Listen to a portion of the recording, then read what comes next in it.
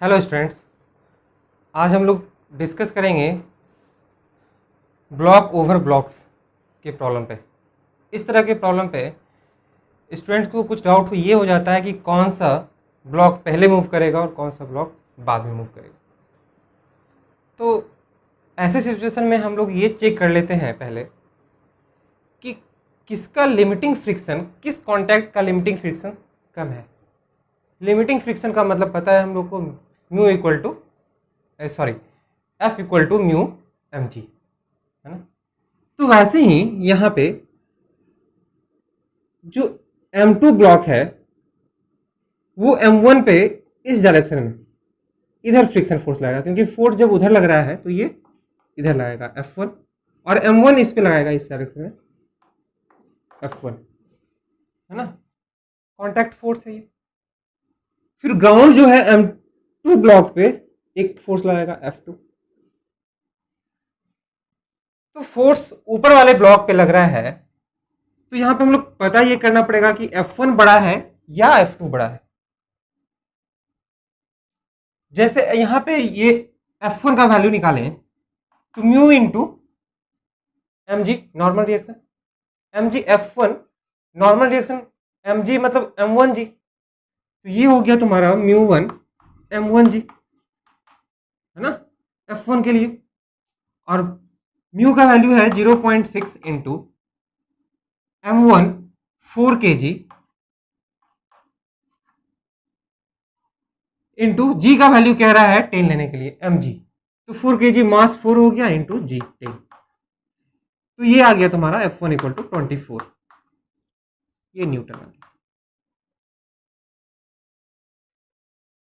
अगर F2 की बात करें तो F2 में भी सेम प्रोसेस वही होगा, म्यू इंटू एम जी, पर यहां पर m जो मास लेंगे वो दोनों ऐड हो जाएगा मास में, तो ये हो गया तुम्हारा mu 1 M1 plus M2 into जी, मतलब ये हो गया 0. म्यू 2 का वैल्यू है, सॉरी म्यू 2 लेंगे यहाँ पे, म्यू 2 का वैल्यू है 0.2 इंटू M1 प्लस M2, मतलब 4 प्लस 5 9 इंटू 10, ये 18 न्यूटन F2 का वैल्यू। तो अब यहां पे फोर्स लगा रहे हैं और कह रहा है कि क्या, कि find the minimum value of F that M1 slide over M2, M1 जो है स्लाइड करना चाहिए M2 पे। तो सबसे पहली बात है कि जैसे ही फोर्स बढ़ाना शुरू करते हैं, 0 से स्टार्ट किए 1 2 3 4 5 6 18 पहुंचते हैं, तो 18 जैसे पहुंचा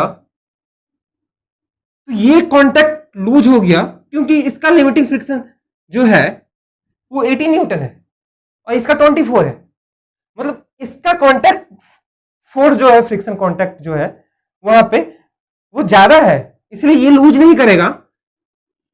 और ये जैसे ही एफ लगेगा 18, तो ये भी 18 लग जाएगा यहां पे। तो नीचे वाले ब्लॉक को ये देखो एफबीडी बनाएंगे तो F1 इधर लगेगा और F2 इधर लगेगा।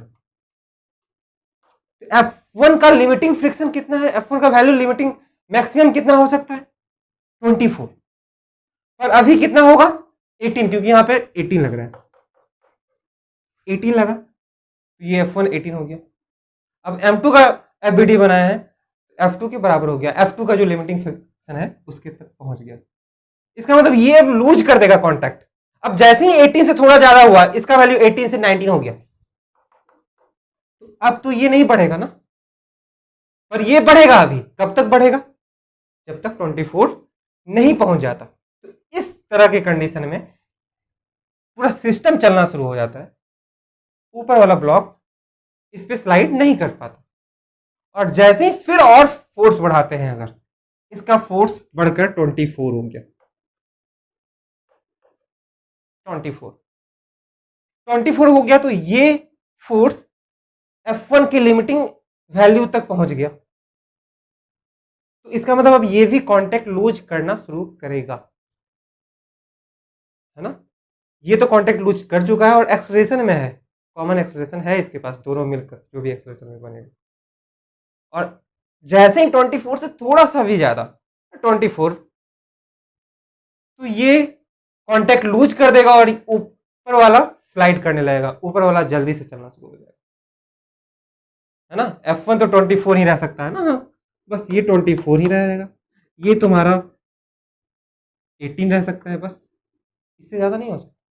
इसको 24 से 25 कर दिया, ऊपर वाला स्लाइड करने लगा। क्वेश्चन में ये कह रहा है find the minimum value of force that M1 can slide on M2, M2 पे स्लाइड कर सके। तो M2 पे स्लाइड करना शुरू कर देता है। कितना मिनिमम फोर्स चाहिए? 24। किसके बराबर? लिमिटिंग फ्रिक्शन के बराबर, जो ये दोनों कांटेक्ट के बीच का फोर्स है, फ्रिक्शन फोर्स। ठीक है, अब हम लोग इस सिचुएशन को चेंज करते हैं थोड़ा। क्या करते हैं कि इसे और इस वैल्यू को इंटरचेंज कर देते हैं। तो इंटरचेंज करने से क्या होता है, अब देखो क्या होगा, ये F1 का वैल्यू चेंज हो जाएगा, F2 का वैल्यू चेंज हो जाएगा, नहीं तो F1 F2 का वैल्यू चेंज होगा, म्यू1 का वैल्यू कितना आ गया? म्यू1 का वैल्यू हो गया 0.2, तो ये हो गया तुम्हारा 8 न्यूटन, और ये तुम्हारा हो गया 54, है ना, 54 न्यूटन। अब बात ये आ रही है अब यहां पे कि अब फोर्स कितना लगाएं कि M2 मास मूव करे। इसमें भी इसी यही क्वेश्चन कह रहा है कि M2 मास, सॉरी M1 मास स्लाइड करेगा। ये तो ठीक है, स्लाइड करेगा ऊपर में। देखते हैं, इस सिचुएशन को पहले समझते हैं।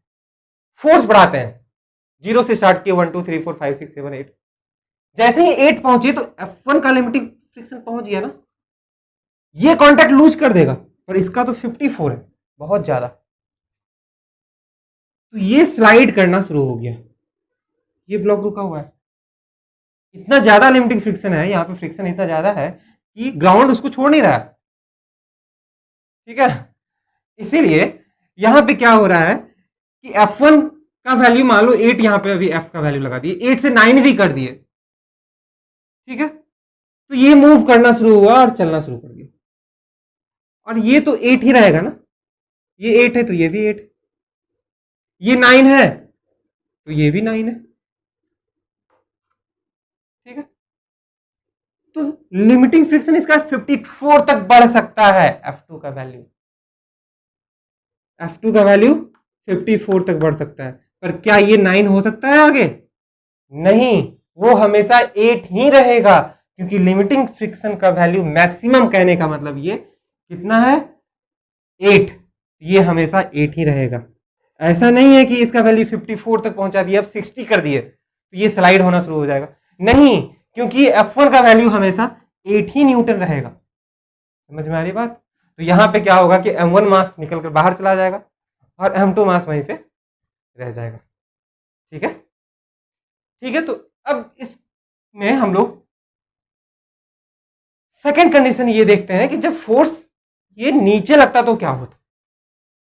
ठीक है, तो अब आते हैं, जब फोर्स लोअर ब्लॉक पे लगता है तो क्या होता है ना।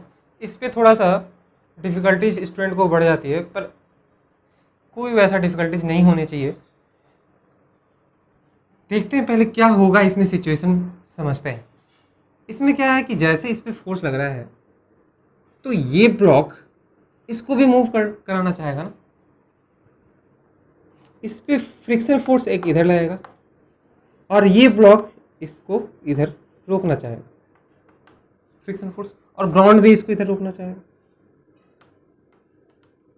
तो यहां पर अगर कॉमन एक्सलेरेशन निकालने की बात किया जाए तो दोनों की कॉमन एक्सलेरेशन निकालेंगे तो कैसे निकालेंगे, F माइनस ये F2, नीचे वाला F2 bye M1 plus M2, ये हो जाएगा common expression. Mass, force by mass, net force F minus F2, क्योंकि ये दोनों तो कैंसिल आउट। ठीक है, एक इधर लग रहा है उधर लग रहा है, पूरे सिस्टम की बात कर रहे हैं।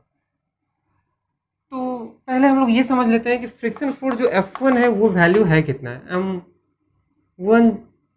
M1G, म्यू1 M1G। म्यू1 का वैल्यू है 0.6 इंटू 4 इंटू 10, मतलब 24, न्यूटन। और F2 का वैल्यू है, F2 का वैल्यू अगर देखेंगे ये हो जाएगा μ2m1 प्लस m2 इंटू जी, और m2 का value 0.2 into m1 plus m2 4 plus 9 4 plus 5 9 into 10, ये हो गया 18 न्यूटन, है ना। तो अब फोर्स जैसे लगा रहे हैं, बढ़ाना शुरू किए, ये 25 नहीं है, तो जैसे ही फोर्स लगाए तो फोर्स का वैल्यू बढ़ता गया बढ़ता गया, और कौन सा कम है, 18, मतलब नीचे वाला कांटेक्ट लूज पहले करेगा, तो जैसे ही लूज करता है 18 तक पहुंचते हैं तो ये मूव करना शुरू कर देता है। अब मूव करता जाता है, पर 18 से बढ़ते बढ़ते आगे बढ़े, ऊपर गए और 24 तक पहुंच गए, एफ का वैल्यू 24 आया, तो क्या ये स्लाइड करना शुरू करेगा?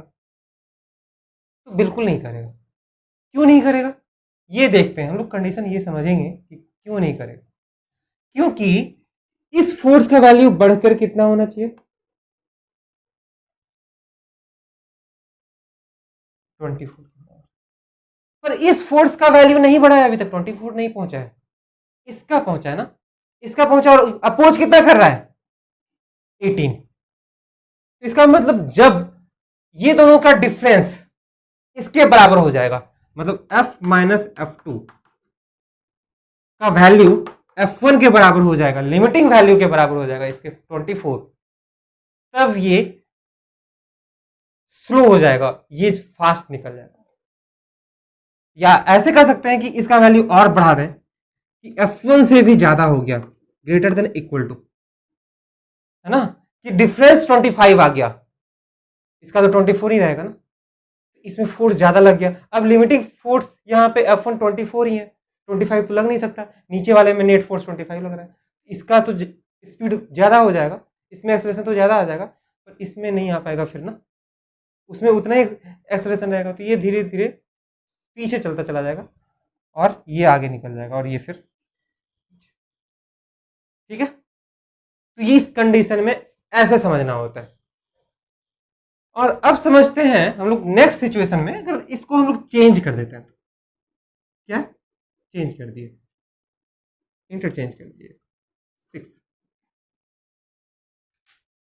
इस सिचुएशन में क्या होगा, अभी भी सेम ही प्रोसेस होगा, है ना, बस वैल्यू चेंज हो जाएगा, 8 न्यूटन हो जाएगा, और ये 6 है तो 54 न्यूटन, ठीक है। ऐसे सिचुएशन में क्या करते हैं हम लोग, अब यहां पे इस सिचुएशन में क्या कह रहा है कि ये वैल्यू कम है, ये वैल्यू ज्यादा है, देखो F2 ज्यादा है ना, तो अगर यहां पे कितना भी फोर्स लगाएंगे इसके बराबर भी हो गया तो कोई फर्क नहीं पड़ता, ये हिलेगा ही नहीं ना, फोर्स बढ़ाता रहना पड़ेगा, बढ़ाता रहना पड़ेगा। मूव कब करेगा, जब ये ग्राउंड वाला सरफेस रिलीज हो जाएगा, ग्राउंड वाले जो फ्रिक्शन फोर्स है उससे ज्यादा ये फोर्स लग जाएगा, तो वो मूव करना शुरू कर देगा, ग्राउंड से ज्यादा लगाना पड़ेगा हम लोग को, मतलब 54 से जैसे ही बढ़ता है ये फोर्स का वैल्यू 54 से बढ़ गया, मूव करने लगा पूरा सिस्टम। और वही सिचुएशन फिर होगा, F minus F2 is greater than equal to F1 होगा, तब ऊपर वाला ब्लॉक का एक्सेलरेशन कांस्टेंट उतना ही रह जाएगा और नीचे वाला आगे बढ़ जाएगा। तो इस कंडीशन में क्या है, F1 का वैल्यू 8, मतलब ये दोनों का डिफरेंस 8 अगर आता है या उससे ज्यादा 9 आ जाता है, इसका तो 8 ही रहेगा, तो नीचे वाला में ज्यादा फोर्स हो जाएगा, नेट फोर्स, तो ये आगे बढ़ जाएगा और ये धीरे धीरे घटता जाएगा, है ना, घटता नहीं जाएगा, उतना ही रहेगा, बस वो आगे बढ़ता जाएगा, ये धीरे धीरे आगे बढ़ेगा ऊपर वाला, है ना, ये भी आगे बढ़ रहा होगा लेकिन धीरे धीरे आगे बढ़ेगा। इसमें 8 ही न्यूटन लग रहा है, इससे ज्यादा नहीं हो सकता इसमें। तो एफ का वैल्यू हम पे डिपेंड करता है कि हम कितना लगा रहे हैं, 54 से 8 ज्यादा लगा रहे हैं तो इसके बराबर है, 9 ज्यादा लगाएंगे तो उससे बहुत ज्यादा हो जाएगा, फिर 9 10 बढ़ता जाएगा, 54 से ज्यादा 64 लगा दिए, 64 लगा दिए, तो 64 माइनस 54 10 न्यूटन हो गया, और इसका वैल्यू तो 8 ही रहेगा ना, 8 से ज़्यादा नहीं हो सकता। समझ में आ रही बात? तो ऐसे सिचुएशंस होते हैं, तो कोई डिफिकल्ट नहीं है वैसा। अगर स्मूथ सरफेस होता तो भी कोई प्रॉब्लम नहीं था। स्मूथ सरफेस होता तो क्या होता कि अगर ये वाला स्मूथ रहता, नीचे वाला, तो जीरो से जैसे ही फोर्स बढ़ता मोशन स्टार्ट हो जाता। अब मोशन स्टार्ट होगा तो यहां पर 8 है, 8 से ज्यादा होता है ये वैल्यू, इसका 8 से ज्यादा इस पे फोर्स नहीं लग सकता, इस पे लग सकता है। तो ये 10 अगर मान लो हो गया तो ये आगे निकल जाएगा, ये धीरे धीरे आगे बढ़ेगा, है ना। अब दूसरे कंडीशन में ये समझते हैं, अगर बीच में ब्लॉक के बीच में ये तुम्हारा स्मूथ है और ये स्मूथ नहीं है, तो ऐसे कंडीशन में क्या होगा कि जैसे ही ये एफ का वैल्यू F2 से ज्यादा हो जाएगा, 54 से ज्यादा हो गया, तो ये मोशन स्टार्ट कर देगा। लेकिन इसके बीच तो फ्रिक्शन है ही नहीं ना, फ्रिक्शन नहीं होगा तो ये फिर वहीं पे ड्रॉप आउट हो जाएगा, गिर जाएगा, ये आगे निकल जाएगा। समझ में आ रही बात? वो हो जाएगा स्मूथ सरफेस के केसेस में। ये हो गया तुम्हारा फ्रिक्शन सरफेस, रफ सरफेस के केस में। ठीक है, तो बहुत ही ईजी है इसका। तो आप लोग और भी अगर कुछ डाउट होता है तो कमेंट बॉक्स में लिख के बता सकते हैं कि हाँ सर, हमको इस टॉपिक पे या इस पार्टिकुलर क्वेश्चन पे इस तरह का क्वेश्चन किस तरह बनाया जाता है, उस पर हमें लेक्चर चाहिए, तो मैं ज़रूर दूंगा आपको। ठीक है, तो रहने देते हैं आज के लिए इतने। Thank you.